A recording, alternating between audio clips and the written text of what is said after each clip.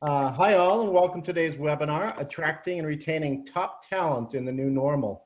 I see there's lots of people signing in, so it's a good crowd because it's certainly a good topic. I hope you're all staying healthy in these crazy times. On behalf of the British American Business Council and Talentworks International, thank you all for joining in. A little housekeeping before we begin. Please turn on mute. Not that I don't want to hear you, but we want everybody to hear our speaker. We are recording this for posterity, especially for those who weren't able to tune in today. If you do have specific questions, please use the message function and send them to me, Rick McKenna. And what I'll do is I'll do my best to synthesize them and direct them to Jody after she makes her opening remarks. The agenda is simple. I'm going to make a shameless plug for my business.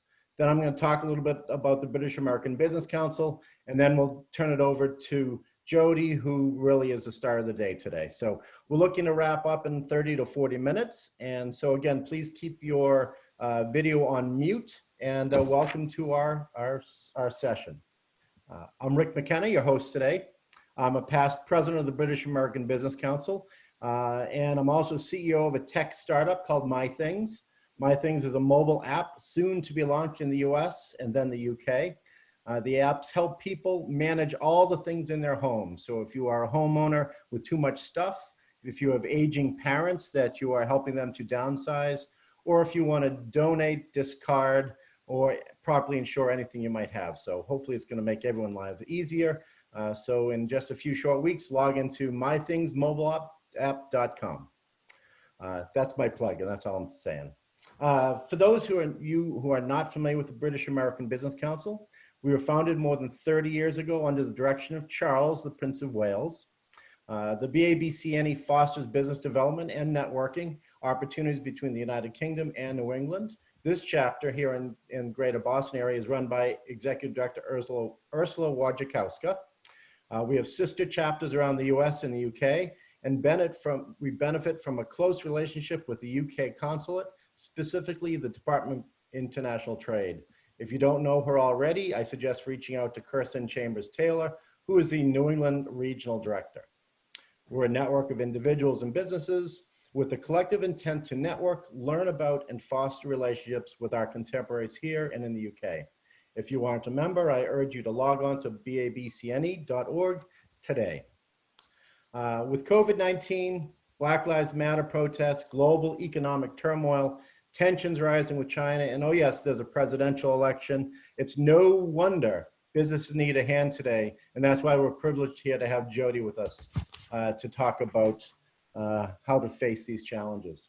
Jody is the Senior Vice President here in the US for Talentworks International. That's talent-works.com. I think I got that correct.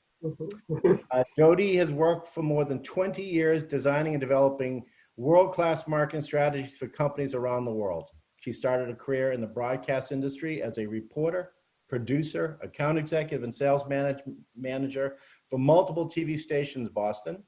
Currently, Jody runs a North American office for Talentworks International. TWI is a global talent attraction firm headquartered in the UK. She's been with them for more than 6 years, helping clients leverage the team of brand and insight specialists, creative marketers, and global recruiters. She has helped research, validate, implement, and activate employer brands for companies of all sizes, ranging from Babson College, Hearst Broadcasting, Akamai, Duncan Brands, Ericsson, iRobot, Shopify, and Kronos. Quite a list, quite a pedigree. So I'm going to turn this conversation over to Jody, who can talk about the company, a little bit about herself, and then we're going to have a litany of questions that have actually started to pour in. So unlike the Boston Red Sox, Jody, you're up. and I'm used to not having an audience crowd in the background. If anyone else saw that, it was kind of surreal. But thanks, Rick, for the introduction, and thank you, Ursula, for the opportunity. I want to really get into the meat of the conversation, but just a little bit of background. I really am in that mix of people that nobody wakes up and says, I'm going to become an employer brand strategist when I grow up. For those of us, and Rick and I talked about this a little bit, who started in the broadcast industry, everyone wanted to be a reporter, and then suddenly you saw there were lots of other jobs. And I kind of fell into this business. I had a couple clients and I'm going to date myself, in the dot-com era, and they were spending hundreds of thousands of dollars in print, doing full page ads and, hoping to get one response. And I sort of tapped into the recruitment marketing space on the side of the broadcast sales and said, you can really reach people by using broadcast and online. And here we are 15 plus years later, and it seems preposterous that anyone would do a print ad. So I've been very privileged to be able to work with a lot of really interesting companies locally, and then moving into national, international with a couple stints with a couple global recruitment process companies, one called Alexander Mann that some of you may have heard of. And I came to Talentworks at a time where we had about 40 people. We had one office in the UK. I was the first official US employee, even though we had a presence here. And I just felt like I really bought into the premise. There are a lot of recruitment marketing agencies out there. There's a lot of brand specialists out there.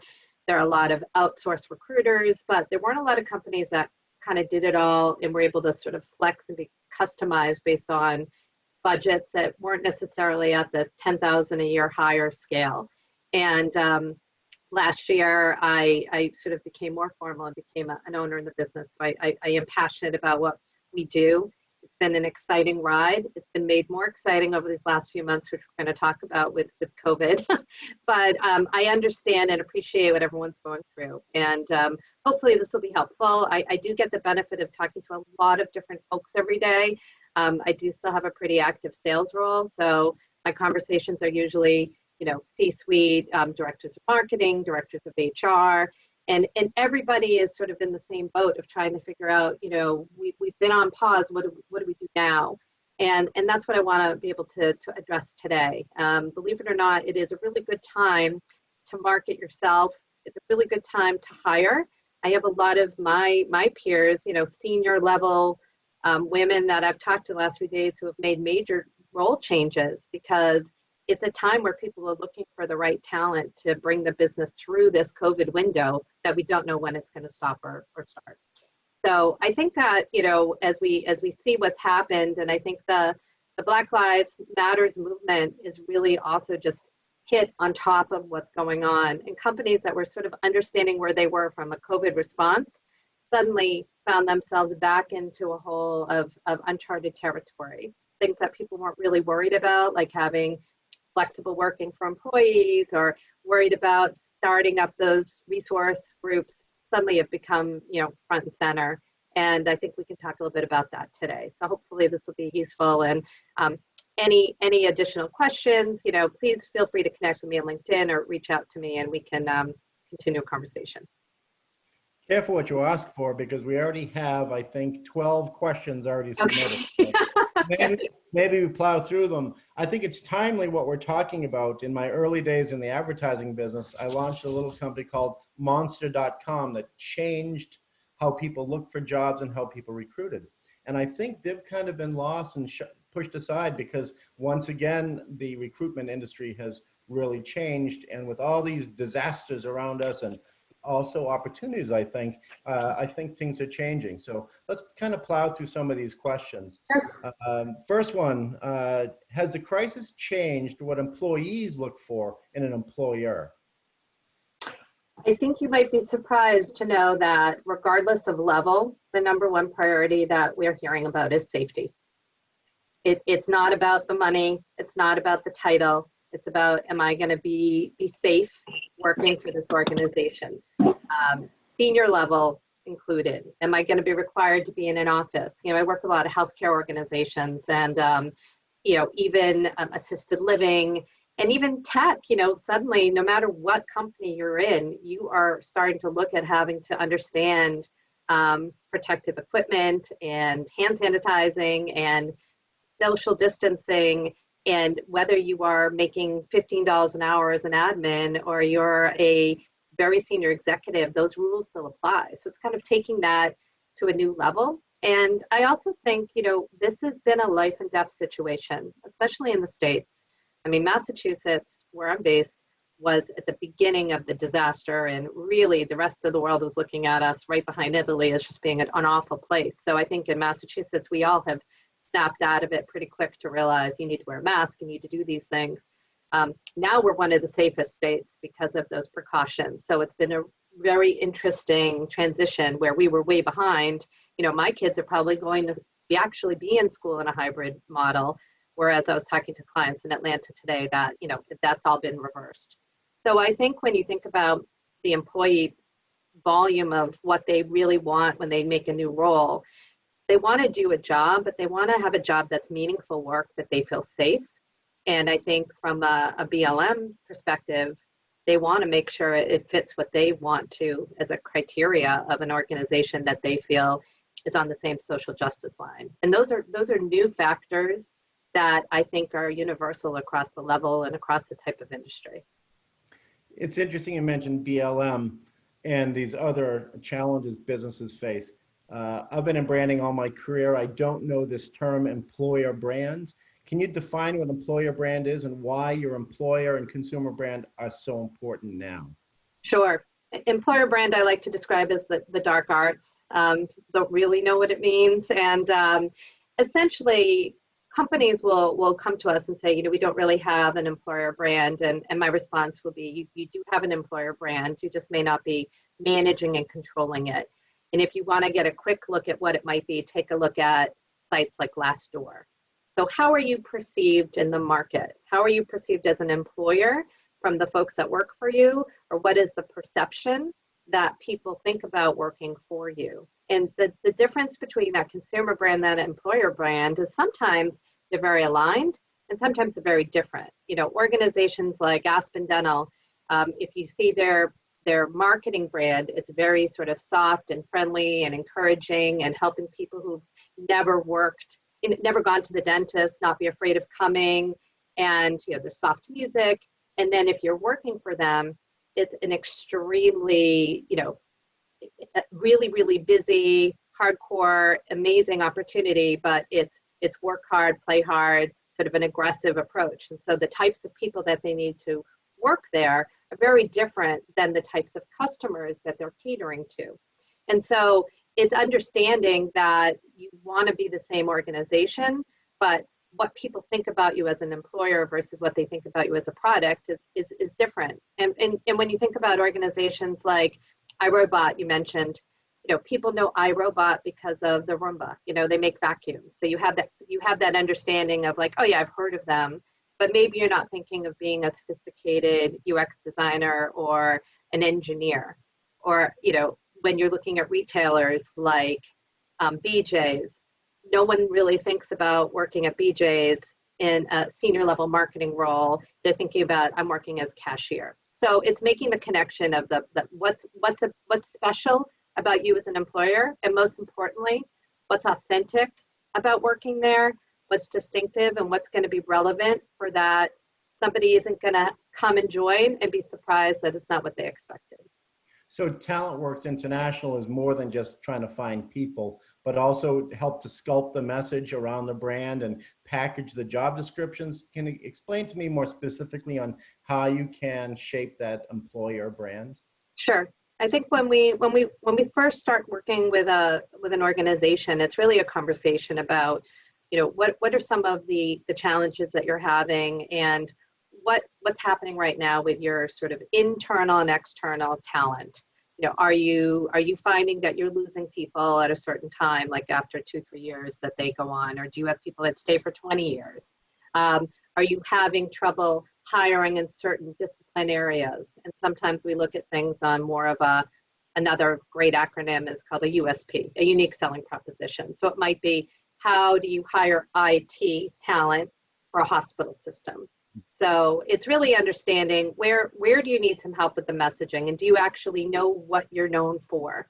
So the first step really is research and insight. So taking a look internally, focus groups, conversations, really being able to get a clear picture of what is that first line experience of being an employee. And sometimes we segment that by role types, by geographies. It might be folks in India versus folks in Massachusetts versus the UK.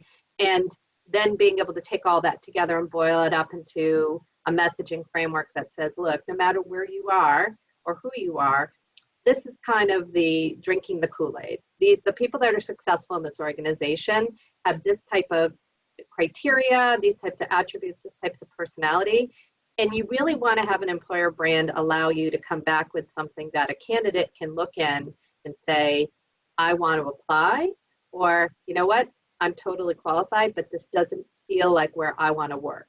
It's almost as important that you help have the people who aren't going to be the good culture fit step away as it is to just get more and more people to apply. So it's validating that experience and allowing people to, really understand, like, what do I fit in? If you are the type of person that wants to wear ripped jeans and t-shirts and all of the imagery on a website is stock photography of people in suits, you may not want to apply, and that may not really be the case.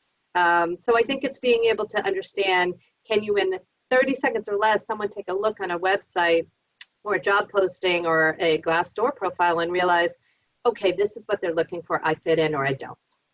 Right. So I have a couple of questions that come in I think would be specific to recruiting. And so let's kind of dive right in. One is, what trends do you expect to see in talent acquisition going into the new normal? Yeah, that's a tricky one. I think my answer is changing as each week goes on.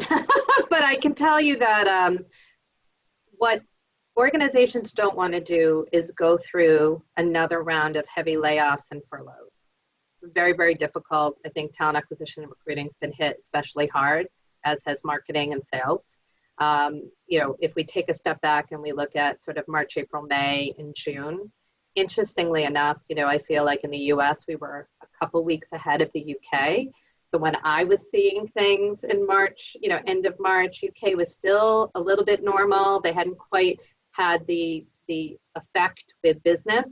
And now I see us kind of getting a little bit ahead in the recovery, because it's been a long time for Massachusetts and New England companies to sort of stand still. So I think what really is the advice is that organizations are starting to look commercially and say, what can we do to keep the people we have and to make the right decisions so that if there is a second wave and we have to readjust, we're not going to have to go through this again. So I think the biggest trend I'm seeing is outsourcing. I'm seeing instead of bringing back 12, 20 recruiters, it might be bringing back or keeping a 20, 30, 40%, and then using firms, us, someone else, to be able to say, hey, can you guys just take this piece off and then get us the candidates and we can go on, because we don't know what the forecast is. Yeah. What's tricky is we don't know the forecast of next year. So people don't want to start to hire for numbers that they're not sure what will happen. Yeah, and I think that gets right into my next question. It's like, before COVID-19 hit, unemployment was historically low. Employers, large and small, were having a hard time finding anyone. But I think there's a perception out there that with the artificially inflated high unemployment numbers, 18%, whatever that number is, that companies don't need to focus on recruiting right now, that it's easy to find people. I suspect that's not the case. So should companies really start redoubling their efforts now to find the top talent? I mean, the irony is this is the best time that you could possibly recruit for, because you have a couple of the perfect storm. You have people that are home and available on LinkedIn, online, not traveling, not in meetings 12 hours a day. We have that time that we normally don't have. I mean, I spend a lot of time on planes usually, so I am definitely more responsive to a LinkedIn email than I normally would be if you're like running through airports and trying to get from meeting to meeting. So people are willing to have a conversation, and I think people are wanting to put their options out there. I do think the challenge is that it's a W know versus a W don't. Are they more afraid of losing their job where they are so that they're willing to take a move? Or are they too afraid to leave because they'll be the new kid in the new place? But certainly the clients that we have that are advertising, like the Modernas in the world, we're also working with a Hyundai Aptiv, a new driverless car campaign. They're getting massive responses because it's cutting through the noise, and people are excited to see that someone is hiring and hiring now. Well, I think that's good advice, because finding top talent is the heart of most businesses. And if you can find good ones now, hold on to them. and find them and identify them. So Absolutely. right now, like we're all right now on a Zoom call, and there's all sorts of other digital formats to work. This whole remote work is a different world. What can leaders do, know, think about? How do they educate themselves on how to manage people remotely? Because it's a new normal, as the term is that's going around. It's really interesting. I think when you think about what's happened in the last year, 2 years of this war on talent, which is a completely overused term, but basically it's been a candidates market. So companies have been forced to do things that you never would have predicted, unlimited vacation, unlimited food, unlimited time to do whatever you want, come in whenever you want to, with this perception that is what, that's what's going to allow them to get the best talent, to have the best talent stay. Organizations like Google have really sort of led the way. And what's happened more recently is that those priorities have changed. I think companies, especially for like technical talent, marketing talent, recruitment, HR, there has still been, and especially here in New England, there is a bit of a parochial view that you want to see people in an office and build that culture physically. And candidates won't necessarily take a job if they feel like they have to be in an office 5 days a week. Well, suddenly no one's been in an office for 5 days a week. So organizations that have built their foundation on face-to-face culture, and that's how we do it, have had to scramble because they can't go back and say that's mandatory because they've been able to survive with people being remote. So I do think it's been important not to make generalizations. Some organizations, people want to be back together in person. Our company is starting to open up our office, in one of our offices in the UK. I think it's probably because we have air conditioning, but also because, it's people want, if you're working in an environment, then you want to be part of your team. You want to have the option to come in person if you can. Other offices that are more reliant on public transportation, there's a little bit more concern about safety. And so I think when you think about the culture of people being remote, those of us who've worked for global businesses are very, very used to Zoom formats and Skype meetings, and we've been doing them for years. I think for folks that haven't had that experience, now they have. You show up, you're on time. I think the professionalism around having your cats climb on your head, people are kind of getting over that, in the beginning. Kids are going to come in and out because kids aren't in school right now. But it's really setting some ground rules. It's saying, I'm seeing companies do things like, these are the hours you need to be available. What's happening is that people are on the verge of burnout because they're at their desk when they wake up and they're at their desk before they go to bed. And then that's not really helping with efficiency or effectiveness. And it's really being able to put in things and say to employees, make sure you take a lunch break. Our marketing director is on the call, and we were kind of joking about this yesterday, but it was, it was 10, 11 o'clock in the morning. I hadn't had breakfast and she hadn't had lunch, and she's in the UK, so you have to be able to start to let your employees build in those breaks and build in the rules of engagement that make it effective, whether you're together in person or not. Yeah, I think the expectation of access 24/7 is not a good thing. That some format, some structure in that day, allowing time to refresh, to wash your children, eat your lunch, or whatever. I think that's all important.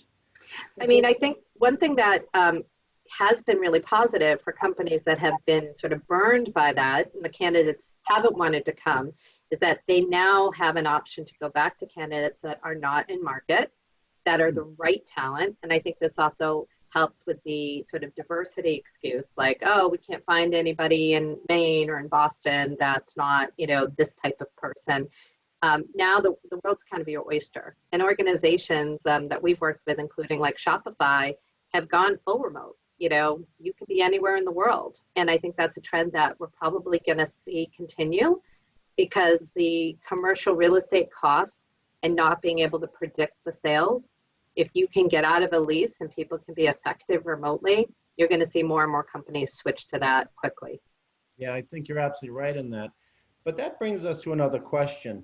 Because of financial turmoil, companies have been forced to let people go, to furlough people. It's just a fact of life. If there's no money in the till, you can't pay them. and people have put their lives into a business and have been let go. How do you rebuild that trust? How do you get them to come back and say, hey, we're back in business, we want you back? It's a tricky one, and I think one of the things that we've practiced and recommended is you need to keep up that engagement. When you've had furloughed employees, if they really are furloughed, and there are folks that you want to bring back. So we personally came up with some schemes to include doing training sessions. So training sessions with expertise across the business. Once a week, anyone could participate, especially when folks weren't as busy as normal in March and April. We also have no work Wednesdays, so an hour we would do things like trivia. And again, these are global teams being able to participate. So that culture piece is really critically important. Our marketing team continued with information about the business, great successes, wins, client wins, and then the leadership. In our case, we do a weekly call. So Neil, our CEO, myself, the leaders, and the majority of the staff, we do it on a Friday, end of day Friday UK time. And we just let everybody know exactly where we are. This is what's happening. This is what we're covering. These are people that have come off furlough. I think that transparency and that authenticity is key. The companies that are really being challenged are the ones that are saying you're furloughed, but like you're stopping the communication.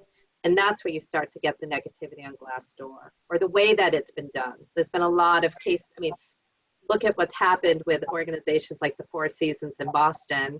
And I don't know if you followed that story, but they just did a furlough, they did a layoff, all these folks that had been there for years and years, and the employees weren't quiet about it. And they almost got to a point where business leaders and those bread and butter clients who've been having lots of drinks in the Bristol Lounge said, you got to treat these folks better. So the power is in the employee and the power is in the perception.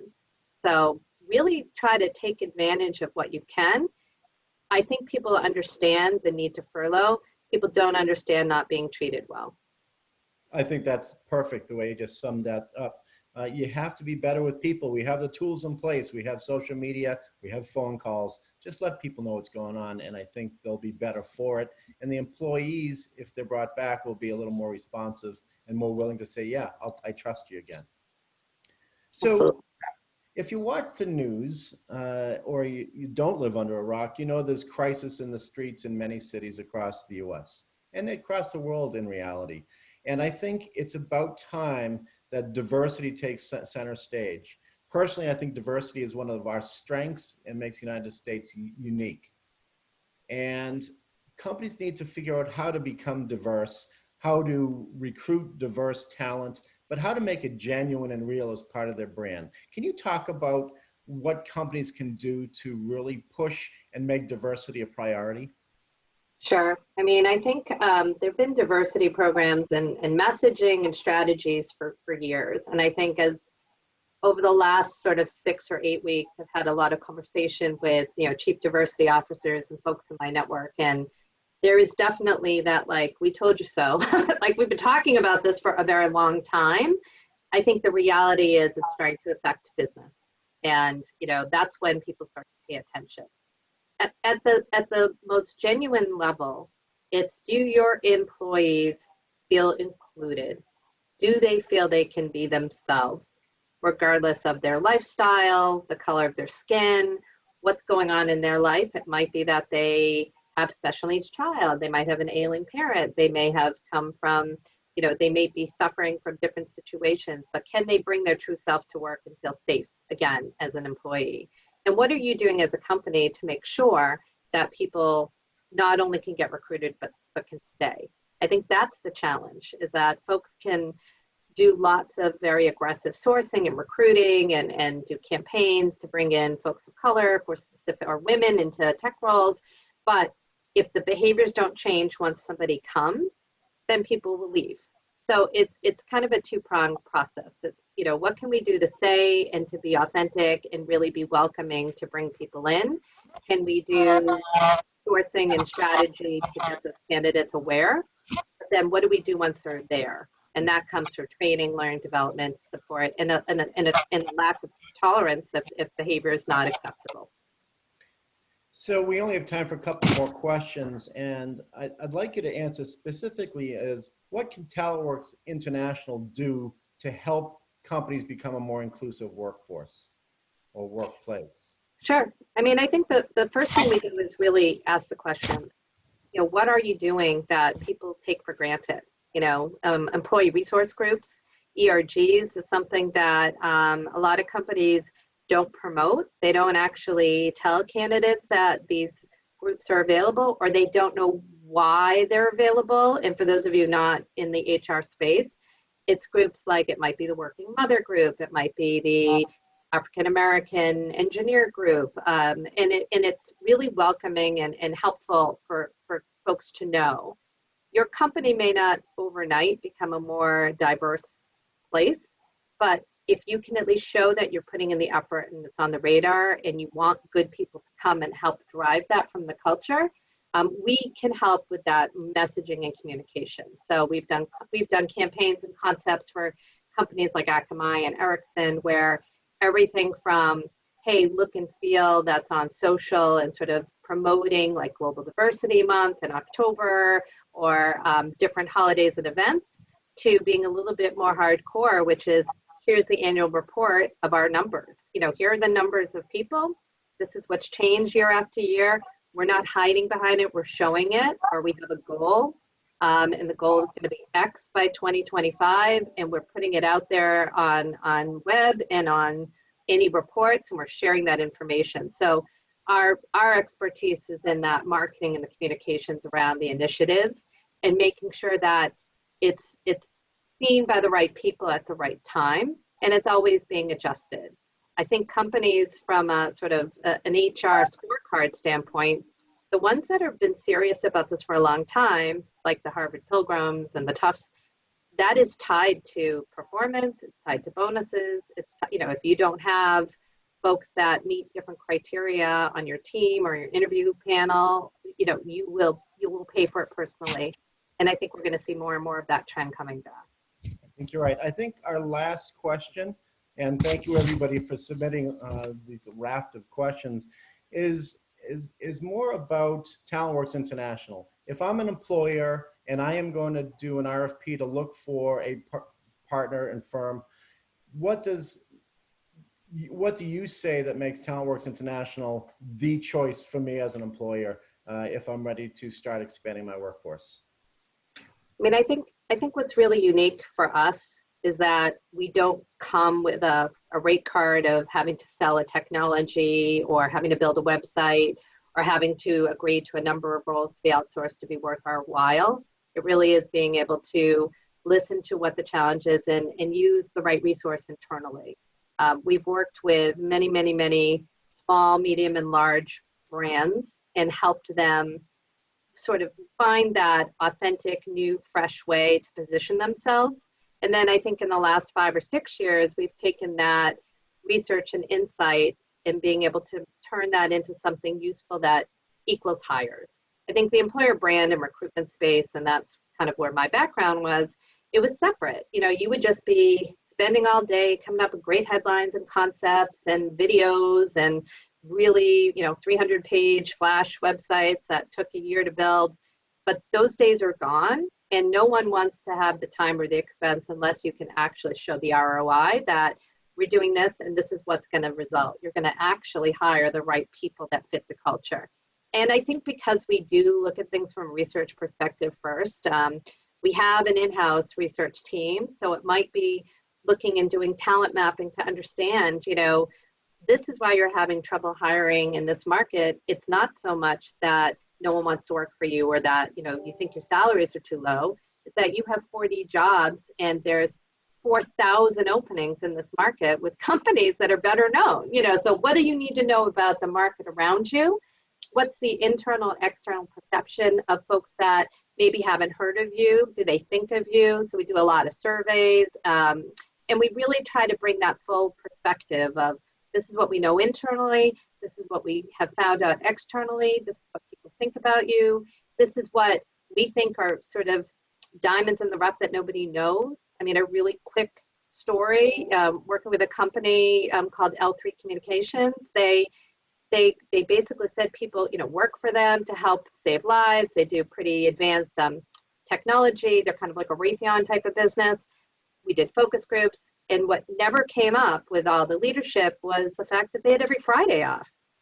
Software engineers had every Friday off, and it had been that way for so long because they're on contract with the government, and it's 40 hours, but nobody thought that should be on the job description or on the website. And once we had that little bit of information, they had massive response because it was true, it was unique, and it didn't derail the reasons why people wanted to stay, and that helping save lives was more of the retention message.